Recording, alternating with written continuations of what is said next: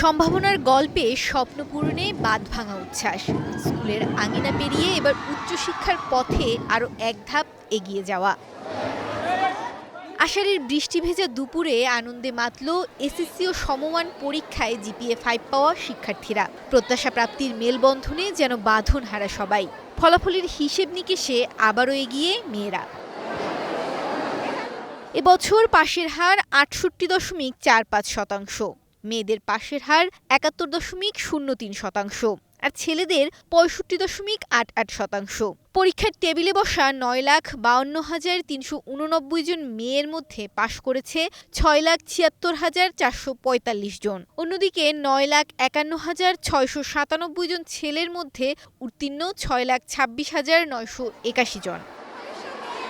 শুধু কি পাশের হার, জিপিএ 5-এও বাজিমাত মেয়েদের। ছাত্রদের চেয়ে ৮,২০০ ছাত্রী বেশি জিপিএ 5 পেয়েছেন। আলহামদুলিল্লাহ, সব সাবজেক্টে A+ এসেছে। হয়তো ছেলেদের থেকে মেয়েরা বেশি পড়ালেখা করে, যে পড়ালেখা করে সে ভালো রেজাল্ট করে। ক্লাস বাঙ্ক দেয় না মেয়েরা, বেশি মনোযোগী, তাই মেয়েরা এগিয়ে থাকে। আলহামদুলিল্লাহ, আমি অনেক ভালো রেজাল্ট করছি, আমি খুশি। আমার 10 বছরের স্ট্রাগল তো আছেই সাথে। প্রথম মনে এসেছে হচ্ছে আমার আম্মুর কথা, কারণ সে যেভাবে আমাকে নিয়ে পরিশ্রম করেছে। আসলে আমার বাবা বাইরে থাকে, সব মানে ক্লাস 1 থেকে এখন পর্যন্ত সেই আমাকে নিয়ে পরিশ্রম করতেছে। আলহামদুলিল্লাহ, অনেক ভালো। জিপিএ 5 পেয়েছি এবং প্রত্যেকটা সাবজেক্টে 95, 98 এইভাবেই পেয়েছি। কোশ্চেন কঠিন ছিল, তারপরেও দিয়ে আসতে পারছি। দেন ভবিষ্যতে ডক্টর হওয়ার ইচ্ছা আছে।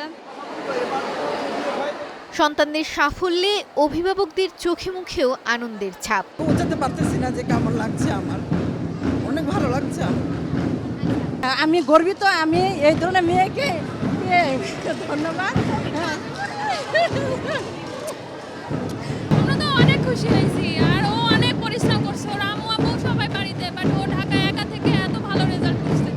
এদিকে এবার এসএসসি ও সমমান পরীক্ষায় অংশ নেয় ৩০,০৮৮টি শিক্ষা প্রতিষ্ঠান।